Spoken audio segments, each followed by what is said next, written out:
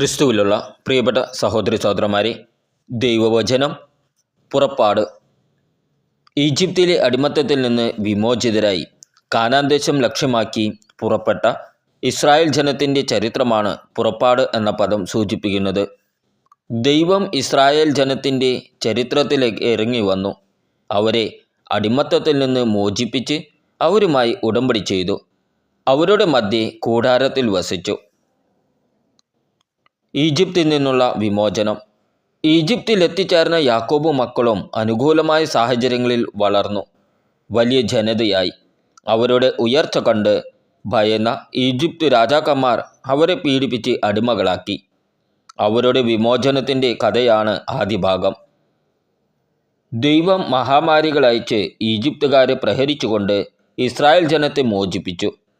ചെങ്കടൽ കടന്നതോടെ ഇസ്രായേൽ ഈജിപ്തുകാരിൽ നിന്ന് പൂർണ്ണമായി മോചിതരായി. അവർ സീനായ് മലയെ ലക്ഷ്യമാക്കി യാത്ര തുടർന്നു. വിമോചനത്തിൻ്റെ പ്രതീകമായി മാറിയ ഈ സംഭവം പെസഹാചരണത്തിലൂടെ ഇസ്രായേൽ ജനം ആണ്ടുതോറും അനുസ്മരിക്കുന്നു. 2. സീനായ് ഉടമ്പടി. സീനായ് മലയെ ലക്ഷ്യമാക്കി യാത്ര ചെയ്ത ജനത്തെ ദൈവം അത്ഭുതകരമായി ഭക്ഷണവും സംരക്ഷണവും നൽകി മരുഭൂമിയിലൂടെ നയിച്ചു. ഈ അസാധാരണ സംഭവങ്ങളിലൂടെ ചരിത്രത്തെ നയിക്കുന്ന ദൈവത്തിൻ്റെ പരിപാലന അവർക്ക് അനുഭവവേദ്യമായി. സീനായ് മലയിൽ വച്ച് ദൈവം അവരുമായി ഉടമ്പടി ചെയ്തു. നിങ്ങൾ എൻ്റെ കൽപ്പനകൾ അനുസരിച്ചാൽ ഞാൻ നിങ്ങളുടെ ദൈവവും നിങ്ങൾ എൻ്റെ ജനവുമായിരിക്കും. അവർ സമ്മതിച്ചു. അന്നു മുതൽ അവർ ദൈവജനമായി തീർന്നു. ആ ഉടമ്പടിയുടെ നിബന്ധനകളാണ് ദൈവം മോശ വഴി അവർക്ക് നൽകിയ പ്രമാണങ്ങൾ. 3. കൂടാരവും വാഗ്ദാന പേടകവും. അവരുടെ ഇടയിൽ വസിക്കുന്നതിന് തനിക്ക് ഒരു കൂടാരവും അതിൽ തനിക്ക് ഇരിപ്പിടമായി ഒരു സാക്ഷ്യപേടകവും നിർമ്മിക്കുന്നതിന് ദൈവം മോശയോട് കൽപ്പിച്ചു. പേടകത്തിൽ മോശ ഉടമ്പടി പത്രിക നിക്ഷേപിച്ചു. പേടകത്തിൻ്റെ മുകളിലുള്ള കെരൂബുകളുടെ മധ്യയാണ് ദൈവം ഉപവിഷ്ടനായിരിക്കുന്നത്. കൂടാരത്തെ മേഘം ആവരണം ചെയ്തിരിക്കുന്നു. കർത്താവിൻ്റെ സാന്നിധ്യം അതിൽ നിറഞ്ഞു നിന്നു. 1 അധ്യായം 1 മുതൽ 22 വരെയുള്ള വാക്യങ്ങൾ. ഈജിപ്തിലെ അടിമത്തം. യാക്കോബിനോട് കൂടെ കുടുംബസമേതം ഈജിപ്തിൽ വന്നു ചേർന്ന ഇസ്രായേൽ മക്കൾ ഇവരാണ്: Reuben, Simeon, Levi, Judah, Issachar, Zebulun, Benjamin, Dan, Naphtali, Gad, Asher. യാക്കോബിൻ്റെ സന്താനങ്ങൾ ആകെ 70 പേരായിരുന്നു. ജോസഫ് നേരത്തെ തന്നെ ഈജിപ്തിൽ എത്തിയിരുന്നു. ജോസഫും സഹോദരന്മാരും ആ തലമുറ മുഴുവനും മരിച്ചു. എന്നാൽ ഇസ്രായേലിൻ്റെ സന്താന പരമ്പര വർദ്ധിച്ച് വളരെയധികം ശക്തി പ്രാപിക്കുകയും രാജ്യം മുഴുവൻ വ്യാപിക്കുകയും ചെയ്തു. അങ്ങനെയിരിക്കെ ഒരു പുതിയ രാജാവ് ഈജിപ്തിൽ ഭരണാധികാരിയായി. അവന് ജോസഫിനെ പറ്റി അറിവില്ലായിരുന്നു. അവൻ തൻ്റെ ജനത്തോട് പറഞ്ഞു, നോക്കുവിൻ, ഇസ്രായേൽ ജനത്തിൻ്റെ എണ്ണവും ശക്തിയും നമ്മുടേതിനേക്കാൾ അധികമായി വരുന്നു. ഒരു യുദ്ധമുണ്ടായാൽ ഇവർ ശത്രുപക്ഷം ചേർന്ന് നമുക്കെതിരായി പൊരുതുകയും അങ്ങനെ രാജ്യം വിട്ടു പോവുകയും ചെയ്തേക്കാം. അതിനാൽ അവർ സംഖ്യയിൽ വർദ്ധിക്കാതിരിക്കാൻ നമുക്ക് അവരോട് തന്ത്രപൂർവം പെരുമാറാം. അനന്തരം അവരെ കഠിനാധ്വാനം കൊണ്ട് ഞെരുക്കാൻ ക്രൂരന്മാരായ മേൽനോട്ടക്കാരെ നിയമിച്ചു. അങ്ങനെ ഇസ്രായേൽക്കാർ ഫറവോയ്ക്ക് വേണ്ടി പിത്വം, റംസേസ് എന്നീ സംഭരണ നഗരങ്ങൾ നിർമ്മിച്ചു. എന്നാൽ പീഡിപ്പിക്കുന്തോറും അവർ വർദ്ധിക്കുകയും വ്യാപിക്കുകയും ചെയ്തുകൊണ്ടിരുന്നു. ഈജിപ്തുകാർ ഇസ്രായേൽ മക്കളെ ഭയപ്പെട്ടു തുടങ്ങി. അവരെ കൊണ്ട് നിർഭയം അടിമവേല ചെയ്യിച്ചു. കുമ്മായവും ഇഷ്ടികയും കൊണ്ടുള്ള പണികളും വയലിലെ വേലകളും കഠിനാധ്വാനവും കൊണ്ട് അവരുടെ ജീവിതം ക്ലേശപൂർണമാക്കി. മർദ്ദനത്തിന് കീഴിൽ അടിമവേല ചെയ്യാൻ ഇസ്രായേലർ നിർബന്ധിതരായി. ഈജിപ്ത് രാജാവ് ഷിഫ്ര, പൂവ എന്നു പേരായ 2 ഹെബ്രായ സ്ത്രീ കർമ്മിണികളോട് പറഞ്ഞു, നിങ്ങൾ ഹെബ്രായ സ്ത്രീകൾക്ക് പ്രസവ ശുശ്രൂഷ നൽകുമ്പോൾ ശ്രദ്ധിക്കുവിൻ. പിറക്കുന്നത് ആൺകുട്ടിയെങ്കിൽ അവന് വധിക്കണം, പെൺകുട്ടിയെങ്കിൽ ജീവിച്ചു കൊള്ളട്ടെ. എന്നാൽ ആ ശുദ്ധികർമ്മിണികൾ ദൈവഭയമുള്ളവരായിരുന്നതിനാൽ രാജാവ് പറഞ്ഞതുപോലെ ചെയ്തില്ല. അവർ ആൺകുട്ടികളെ ജീവിക്കാൻ അനുവദിച്ചു. ആകയാൽ രാജാവ് കർമ്മിണികളെ വിളിച്ചു ചോദിച്ചു, നിങ്ങൾ എന്തുകൊണ്ട് ഇങ്ങനെ ചെയ്തു? ആൺകുട്ടികളെ കൊല്ലാതെ വിട്ടത് എന്തുകൊണ്ട്? കർമ്മിണികൾ ഫറവോയോട് പറഞ്ഞു, ഹെബ്രായ സ്ത്രീകൾ ഈജിപ്തുകാരികളെ പോലെയല്ല. അവർ പ്രസരിപ്പുള്ളവരാകിയാൽ കർമ്മിണികൾ ചെന്നെത്തും മുമ്പേ പ്രസവിച്ചു കഴിയും. ദൈവം കർമ്മിണികളോട് കൃപ കാണിച്ചു. ജനം വർദ്ധിച്ചു പ്രബലരായി തീർന്നു. കർമ്മിണികൾ ദൈവഭയമുണ്ടായിരുന്നതുകൊണ്ട് അവിടുന്ന് അവർക്ക് സന്താന പരമ്പരകളെ പ്രദാനം ചെയ്തു. അപ്പോൾ ഫറവോ പ്രജകളോട് കൽപ്പിച്ചു, ഹെബ്രായർക്ക് ജനിക്കുന്ന ആൺകുട്ടികളെയെല്ലാം നൈൽ നദിയിൽ എറിഞ്ഞു കളയുവിൻ, പെൺകുട്ടികൾ ജീവിച്ചു കൊള്ളട്ടെ. പുറപ്പാടിൻ്റെ പുസ്തകത്തിനുള്ള വായന 2-ാം അധ്യായം 1 മുതൽ 25 വരെയുള്ള വാക്യങ്ങൾ. മോശ ജനിക്കുന്നു. അക്കാലത്ത് ലേവി ഗോത്രത്തിൽപ്പെട്ട ഒരാൾ തന്നെ ഗോത്രത്തിൽപ്പെട്ട ഒരു സ്ത്രീയെ വിവാഹം ചെയ്തു. അവൾ ഗർഭം ധരിച്ച് ഒരു പുത്രനെ പ്രസവിച്ചു. ശിശു കോമളനായിരുന്നതിനാൽ അവൾ അവനെ 3 മാസം രഹസ്യമായി വളർത്തി.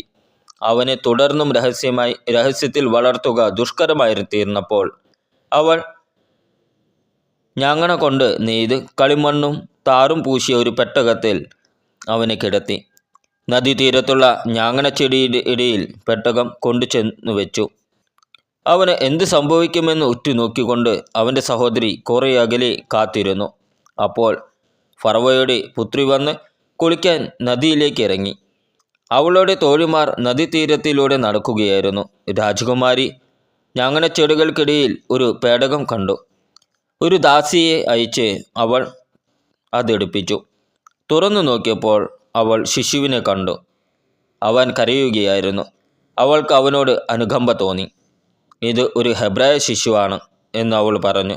അപ്പോൾ അവൻ്റെ സഹോദരി ഫറവോയുടെ പുത്രിയോട് ചോദിച്ചു, നിനക്ക് വേണ്ടി ഈ കുട്ടിയെ മുലയൂട്ടി വളർത്തുന്നതിന് ഒരു ഹെബ്രായ സ്ത്രീയെ ഞാൻ വിളിച്ചു കൊണ്ടുവരട്ടെയോ?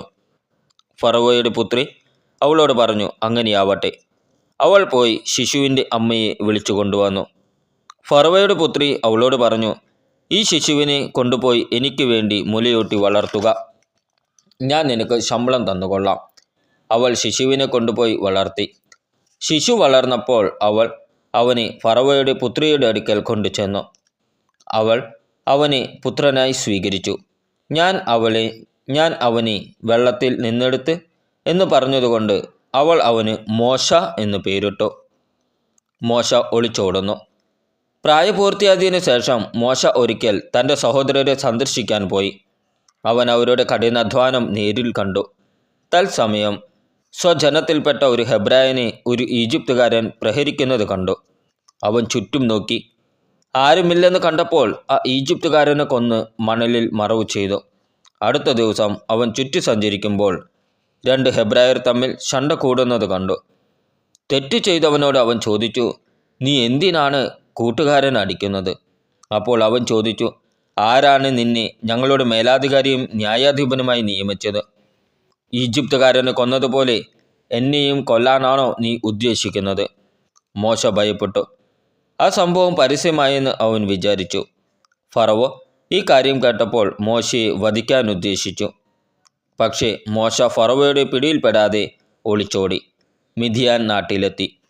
അവിടെ ഒരു കിണറിന് സമീപമിരുന്നു. മിദ്യാനിലെ പുരോഹിതന് 7 പെൺമക്കളുണ്ടായിരുന്നു. അവർ പിതാവിൻ്റെ അടുക്കൽ കുടിക്കാൻ തൊട്ടികളിൽ വെള്ളം കോരി നിറച്ചു. അപ്പോൾ ചില ആട്ടിടയന്മാർ വന്ന് അവരെ ഓടിച്ചു.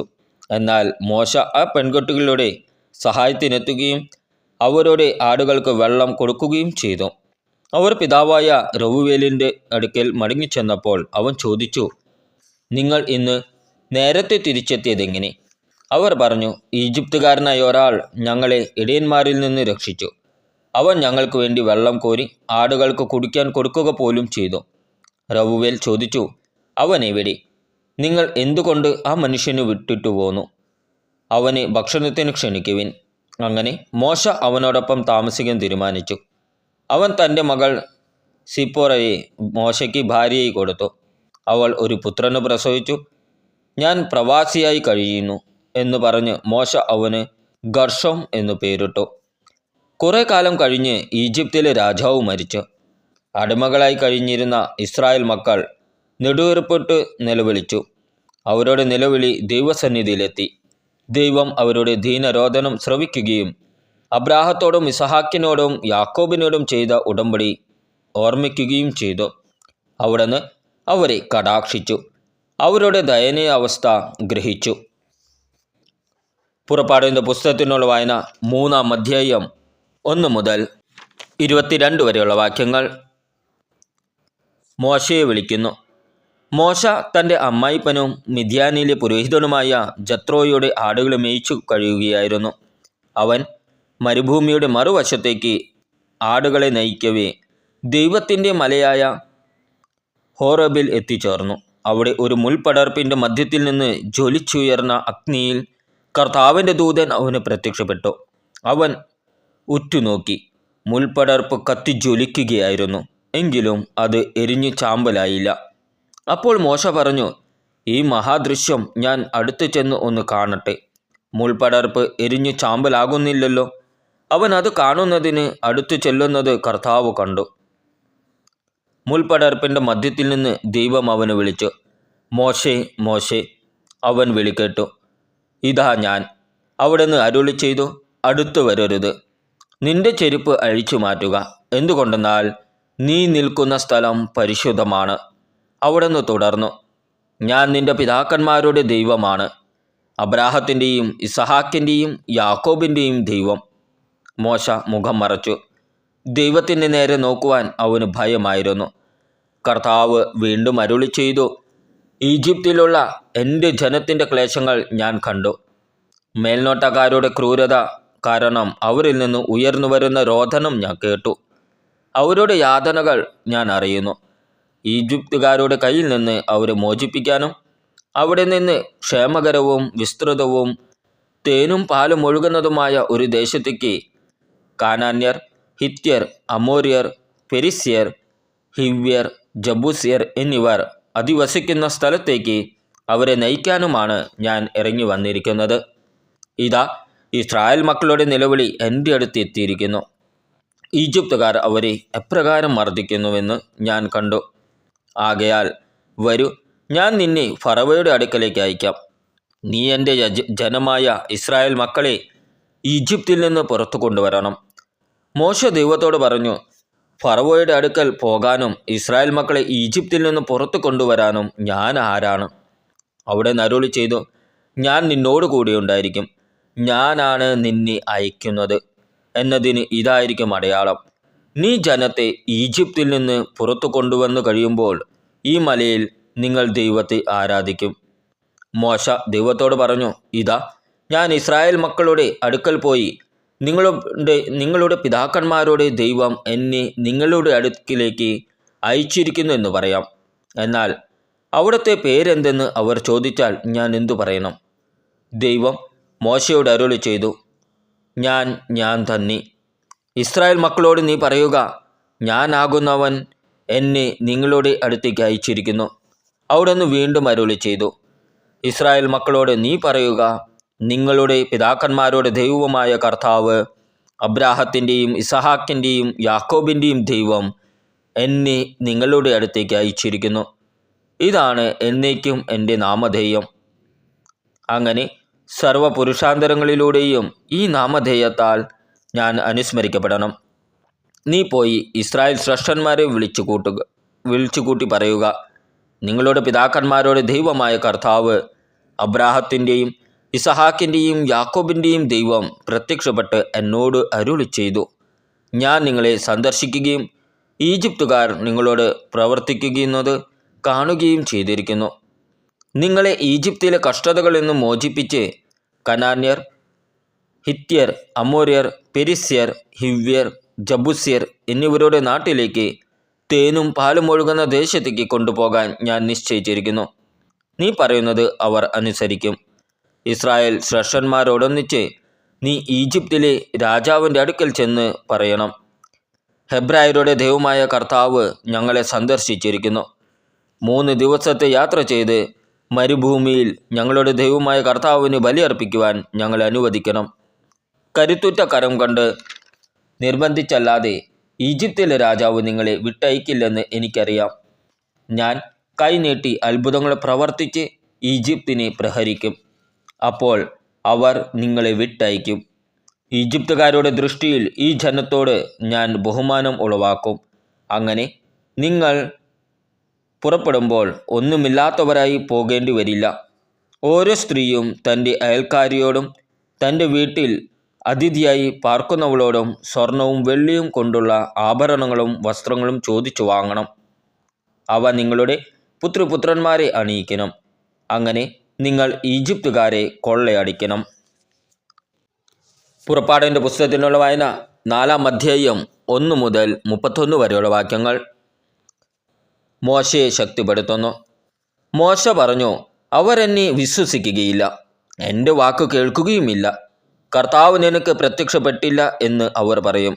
കർത്താവ് അവനോട് ചോദിച്ചു, നിന്റെ കയ്യിലിരിക്കുന്നത് എന്താണ്? അവൻ പറഞ്ഞു, ഒരു വടി. അവിടെ നിന്ന് കൽപ്പിച്ചു, അത് നിലത്തിടുക. ആ വടി നിലത്തിട്ടപ്പോൾ അത് സർപ്പമായി തീർന്നു. മോശ അത് കണ്ട് അകന്നു മാറി. കർത്താവ് അരുളി ചെയ്തു, കൈ നീട്ടി അതിൻ്റെ വാലിൽ പിടിക്കുക. അവൻ കൈ നീട്ടി അതിനെ പിടിച്ചപ്പോൾ അത് വീണ്ടും വടിയായി തീർന്നു. ഇത് തങ്ങളുടെ പിതാക്കന്മാരുടെ ദൈവമായ കർത്താവ്, അബ്രാഹത്തിൻ്റെയും ഇസഹാക്കിൻ്റെയും യാക്കോബിൻ്റെയും ദൈവം നിനക്ക് പ്രത്യക്ഷപ്പെട്ടുവെന്ന് അവർ വിശ്വസിക്കാൻ വേണ്ടിയാണ്. കർത്താവ് വീണ്ടും അരുളി ചെയ്തു, നിന്റെ കൈ മാറിടത്തിൽ വയ്ക്കുക. അവൻ അപ്രകാരം ചെയ്തു. കൈ തിരിച്ചെടുത്തപ്പോൾ അത് മഞ്ഞുപോലെ വെളുത്ത് കുഷ്ഠമുള്ളതായി കാണപ്പെട്ടു. അവിടുന്ന് കൽപ്പിച്ചു, കൈ വീണ്ടും മാറിടത്തിൽ വയ്ക്കുക. അവൻ അപ്രകാരം ചെയ്തു. മാറിടത്തിൽ നിന്ന് കൈ തിരിച്ചെടുത്തപ്പോൾ അത് പൂർവ്വസ്ഥിതിയിലായി, ശരീരത്തിൻ്റെ മറ്റു ഭാഗങ്ങളെ പോലെ കാണപ്പെട്ടു. അവർ നിന്നെ വിശ്വസിക്കാതിരിക്കുകയും നിന്റെ ആദ്യത്തെ അടയാളത്തിൻ്റെ സാക്ഷ്യം സ്വീകരിക്കാതിരിക്കുകയും ചെയ്താൽ രണ്ടാമത്തേതിൻ്റെ സാക്ഷ്യം സ്വീകരിച്ചേക്കും. ഈ 2 അടയാളങ്ങളും അവർ വിശ്വസിക്കാതിരിക്കുകയും നിന്റെ സാക്ഷ്യം സ്വീകരിക്കാതിരിക്കുകയും ചെയ്യുന്ന പക്ഷം നീ നദിയിൽ നിന്ന് കുറെ വെള്ളമെടുത്ത് കരയിൽ ഒഴിക്കുക. നദിയിൽ നിന്ന് നീ എടുക്കുന്ന ജലം കരയിൽ രക്തമായി മാറും. അഹ്റോൻ്റെ നിയമനം. മോശ കർത്താവിനോട് പറഞ്ഞു, കർത്താവേ, ഞാനൊരിക്കലും വാക്ചാതുര്യമുള്ളവനായിരുന്നില്ല. അങ്ങ് ദാസനോട് സംസാരിച്ചതിന് ശേഷം അങ്ങനെ തന്നെ. സംസാരിക്കുമ്പോൾ നാവിന് തടസ്സമുള്ളവനാണ് ഞാൻ. കർത്താവ് അവനോട് പറഞ്ഞു, ആരാണ് മനുഷ്യന് സംസാരശക്തി നൽകിയത്? ആരാണ് അവനെ മൂകനോ ബധിരനോ കാഴ്ചയുള്ളവനോ കുരുടനോ ആക്കുന്നത്? കർത്താവായ ഞാനല്ലേ? ആകയാൽ നീ പുറപ്പെടുക. സംസാരിക്കാൻ ഞാൻ നിന്നെ സഹായിക്കും. നീ പറയേണ്ടതെന്തെന്ന് ഞാൻ പഠിപ്പിച്ചു തരും. എന്നാൽ അവൻ അപേക്ഷിച്ചു, കർത്താവേ, ദയചെയ്ത് മറ്റാരെയെങ്കിലും അയക്കണമേ. അപ്പോൾ കർത്താവ് മോശയോട് കോപിച്ചു പറഞ്ഞു, നിനക്ക് ലേവ്യനായ അഹറോൻ എന്നൊരു സഹോദരനുണ്ടല്ലോ. അവൻ നന്നായി സംസാരിക്കുമെന്ന് എനിക്കറിയാം. ഇതാ, അവൻ നിന്നെ കാണാൻ വരുന്നു. നിന്നെ കാണുമ്പോൾ അവൻ സന്തോഷിക്കും. പറയേണ്ട വാക്കുകൾ നീ അവന് പറഞ്ഞു കൊടുക്കുക. ഞാൻ നിൻ്റെയും അവൻ്റെയും നാവിനെ ശക്തിപ്പെടുത്തും. നിങ്ങൾ ചെയ്യേണ്ടത് നിങ്ങൾക്ക് ഞാൻ പഠിപ്പിച്ചു തരികയും ചെയ്യും. അവൻ നിനക്ക് പകരം ജനത്തോട് സംസാരിക്കും. അവൻ നിൻ്റെ വക്താവായിരിക്കും. നീ അവന് ദൈവത്തെ പോലെയും. നീ വടി കയ്യിലെടുത്ത് കൊള്ളുക. അതുകൊണ്ട് അത്ഭുതങ്ങൾ പ്രവർത്തിക്കും. മോശ ഈജിപ്തിലേക്ക്. മോശ അമ്മായിപ്പനായ ജത്രോയുടെ അടുക്കൽ തിരികെ ചെന്നു.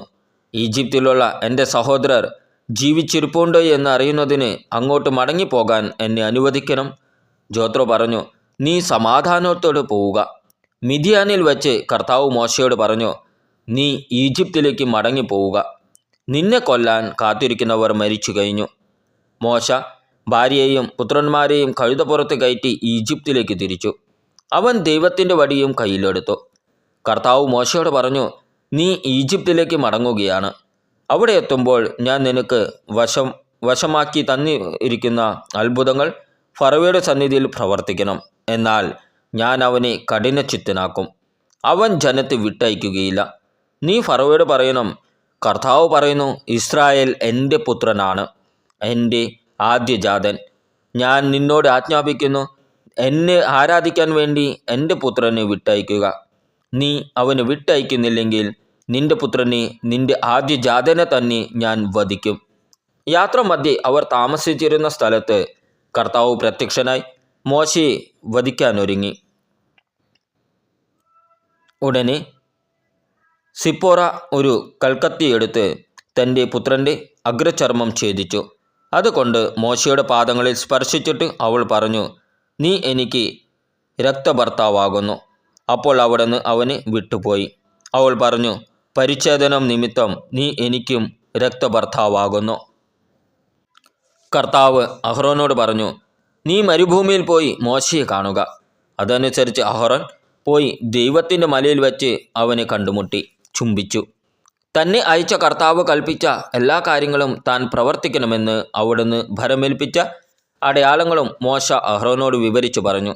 അനന്തരം മോശയും അഹ്റോനും ചെന്ന് ഇസ്രായേൽ ശ്രേഷ്ഠന്മാരെയെല്ലാം വിളിച്ചുകൂട്ടി. കർത്താവ് മോശയോട് പറഞ്ഞ കാര്യങ്ങളെല്ലാം അഹ്റോൻ ജനത്തോട് വിവരിക്കുകയും അവരുടെ മുമ്പിൽ അടയാളങ്ങൾ പ്രവർത്തിക്കുകയും ചെയ്തു. ജനം വിശ്വസിച്ചു. കർത്താവ് ഇസ്രായേൽ മക്കളെ സന്ദർശിക്കുന്നുവെന്നും അവരുടെ കഷ്ടതകൾ കണ്ടിരിക്കുന്നുവെന്നും കേട്ടപ്പോൾ അവർ തലകുനിച്ച് അവിടുത്തെ ആരാധിച്ചു. പുറപ്പാടിൻ്റെ പുസ്തകത്തിനുള്ള വായന 5-ാം അധ്യായം 1 മുതൽ 23 വരെയുള്ള വാക്യങ്ങൾ. ഫറവോയുടെ പ്രതികരണം. മോശയും അഹ്റോനും ഫറവോയുടെ മുമ്പിൽ ചെന്ന് പറഞ്ഞു, ഇസ്രായേലിൻ്റെ ദൈവമായ കർത്താവ് കൽപ്പിക്കുന്നു, മരുഭൂമിയിൽ വന്ന് എൻ്റെ ബഹുമാനാർത്ഥം പൂജാ മഹോത്സവം ആഘോഷിക്കാൻ എൻ്റെ ജനത്തെ വിട്ടയക്കുക. അപ്പോൾ ഫറവോ ചോദിച്ചു, ആരാണീ കർത്താവ്? അവൻ്റെ വാക്ക് കേട്ട് ഞാൻ എന്തിന് ഇസ്രായേൽക്കാരെ വിട്ടയക്കണം? ഞാൻ കർത്താവിനെ അറിയുന്നില്ല. ഇസ്രായേൽക്കാരെ വിട്ടയക്കുകയുമില്ല. അപ്പോൾ അവർ പറഞ്ഞു, ഹെബ്രായരുടെ ദൈവം ഞങ്ങളെ സന്ദർശിച്ചിരിക്കുന്നു. ആകയാൽ 3 ദിവസത്തെ യാത്ര ചെയ്ത് മരുഭൂമിയിൽ ചെന്ന് ഞങ്ങളുടെ ദൈവമായ കർത്താവിന് ബലിയർപ്പിക്കാൻ ഞങ്ങളെ അനുവദിക്കുക. അല്ലാത്ത പക്ഷം അവിടുന്ന് മഹാമാരികൾ കൊണ്ടോ വാൾ കൊണ്ടോ ഞങ്ങളെ ശിക്ഷിക്കും. അപ്പോൾ ഈജിപ്ത് രാജാവ് അവരോട് പറഞ്ഞു, മോശെ, അഹ്റോനെ, നിങ്ങൾ ജനത്തിൻ്റെ ജോലിക്ക് മുടക്കം വരുത്തുന്നതെന്തിന്? പോയി നിങ്ങളുടെ കാര്യം നോക്കുവിൻ. അവർ തുടർന്നു, നാട്ടിൽ നിങ്ങളുടെ ജനം ഏറെയുണ്ട്. അവരുടെ ജോലി നിങ്ങൾ മുടക്കം വരുത്തുകയോ? ഫറവോ അന്ന് തന്നെ ജനത്തിൻ്റെ മേൽനോട്ടക്കാരോടും അവരുടെ മേലാധികാരികളോടും കൽപ്പിച്ചു, ഇഷ്ടികയുണ്ടാക്കാൻ വേണ്ട വൈക്കോൽ മുമ്പേ പോലെ ഇനി ജനത്തിന് എത്തിച്ചു കൊടുക്കേണ്ട. അവർ പോയി ആവശ്യമുള്ള വൈക്കോൽ ശേഖരിക്കട്ടെ. എന്നാൽ ഇതുവരെ ഉണ്ടാക്കിയിരുന്നത്ര ഇഷ്ടികയുണ്ടാക്കാൻ അവരെ നിർബന്ധിക്കുകയും വേണം. അതിൽ കുറവ് വരരുത്. അവർ അലസരാണ്. അതുകൊണ്ടാണ് ഞങ്ങളുടെ ദൈവത്തിന് ബലിയർപ്പിക്കാൻ ഞങ്ങൾ പോകട്ടെ എന്ന് അവർ മുറവിളി കൂട്ടുന്നത്. അവരെ കൊണ്ട് കൂടുതൽ ജോലി ചെയ്യിക്കുക. അങ്ങനെ അവർ അധ്വാനിക്കുകയും വ്യാജവാക്കുകളിൽ ശ്രദ്ധിക്കാതിരിക്കുകയും ചെയ്യട്ടെ. മേൽനോട്ടക്കാരും മേസ്തിരികളും ചെന്ന് ജനത്തോട് പറഞ്ഞു, ഇനി നിങ്ങൾക്ക് വൈക്കോൽ തരുകയില്ല എന്നു ഫറവോ പറയുന്നു. നിങ്ങൾ തന്നെ പോയി കിട്ടാവുന്നിടത്തു നിന്നെല്ലാം വൈക്കോൽ ശേഖരിക്കണം. എന്നാൽ പണിയിൽ യാതൊരു കുറവും വരരുത്. ജനം വൈക്കോൽ ശേഖരിക്കുന്നതിന് ഈജിപ്തിൻ്റെ നാനാഭാഗങ്ങളിലേക്കും പോയി. മേൽനോട്ടക്കാർ കർശനമായി നിർദ്ദേശിച്ചു, ദിവസം തോറുമുള്ള വേല വൈക്കോൽ തന്നിരുന്നപ്പോൾ എന്ന പോലെ ചെയ്തു തീർക്കുവിൻ. ഫറവോയുടെ ഉദ്യോഗസ്ഥന്മാർ ജോലിയുടെ മേൽനോട്ടത്തിന് നിയമിച്ചിരുന്ന ഇസ്രായേൽക്കാരെ പ്രഹരിച്ചുകൊണ്ട് ചോദിച്ചു, നിങ്ങൾ ഇതുവരെ ഉണ്ടാക്കിക്കൊണ്ടിരുന്നത്ര ഇഷ്ടികൾ ഇന്നലെയും ഇന്നും ഉണ്ടാക്കാഞ്ഞതെന്ത്? ഇസ്രായേൽക്കാരായ മേൽനോട്ടക്കാർ ഫറവോയെ സമീപിച്ച് ഇങ്ങനെ പരാതിപ്പെട്ടു, അങ്ങയുടെ ദാസന്മാരോട് എന്താണ് ഇപ്രകാരം പെരുമാറുന്നത്? അങ്ങയുടെ ദാസന്മാർക്ക് അവർ വൈക്കോൽ തരുന്നില്ല, എങ്കിലും ഇഷ്ടികയുണ്ടാക്കുവിൻ എന്ന് അവർ കൽപ്പിക്കുന്നു. അങ്ങയുടെ ദാസന്മാരെ പ്രഹരിക്കുന്നു, എന്നാൽ കുറ്റം അങ്ങയുടെ ജനത്തിൻ്റെതാണ്. ഫറവോ മറുപടി പറഞ്ഞു, നിങ്ങൾ അലസരാണ്. അതുകൊണ്ടാണ് കർത്താവിന് ബലിയർപ്പിക്കാൻ ഞങ്ങൾ പോകട്ടെ എന്ന് നിങ്ങൾ പറഞ്ഞുകൊണ്ടിരിക്കുന്നത്. പോയി ജോലി ചെയ്യുവിൻ. നിങ്ങൾക്ക് വൈക്കോൽ തരുകയില്ല. എന്നാൽ ഇഷ്ടികയുടെ എണ്ണം കുറയുകയും അരുത്. അനുദിനം ഉണ്ടാക്കുന്ന ഇഷ്ടികയുടെ എണ്ണത്തിൽ കുറവ് വരാൻ പാടില്ലെന്ന് കേട്ടപ്പോൾ ഇസ്രായേൽക്കാരായ മേലാളന്മാർ ധർമ്മസങ്കടത്തിലായി. ഫറവയുടെ അടുക്കൽ നിന്ന് മടങ്ങിയെത്തുമ്പോൾ മോശയും അഹറോനും തങ്ങളെ കാത്തു നിൽക്കുന്നത് അവർ കണ്ടു. അവർ മോശയോടും അഹറോനോടും പറഞ്ഞു, കർത്താവ് നിങ്ങളുടെ പ്രവൃത്തി കണ്ട് നിങ്ങളെ വിധിക്കട്ടെ. ഫറവയുടെയും അവരുടെ സേവകന്മാരുടെയും മുമ്പിൽ നിങ്ങൾ ഞങ്ങളെ അവജ്ഞാപാത്രങ്ങളാക്കി. ഞങ്ങളെ വധിക്കാൻ നിങ്ങൾ അവരുടെ കയ്യിൽ വാൾ കൊടുത്തിരിക്കുന്നു. അപ്പോൾ മോശ കർത്താവിനോട് പറഞ്ഞു, കർത്താവേ, അങ്ങ് എന്തിനാണ് ഈ ജനത്തോട് ഇത്ര ക്രൂരമായി പെരുമാറുന്നത്? എന്തിനാണ് അങ്ങ് എന്നെ ഇങ്ങോട്ട് അയച്ചത്? ഞാൻ അങ്ങയുടെ നാമത്തിൽ ഫറവയോട് സംസാരിക്കാൻ വന്നതു മുതൽ അവൻ ഈ ജനത്തെ കഷ്ടപ്പെടുത്തുകയാണ്. അങ്ങയുടെ ജനത്തെ മോചിപ്പിക്കുന്നുമില്ല. നമ്മുടെ കർത്താവായ യിശുമിശിഹായ്ക്ക് സ്തുതി.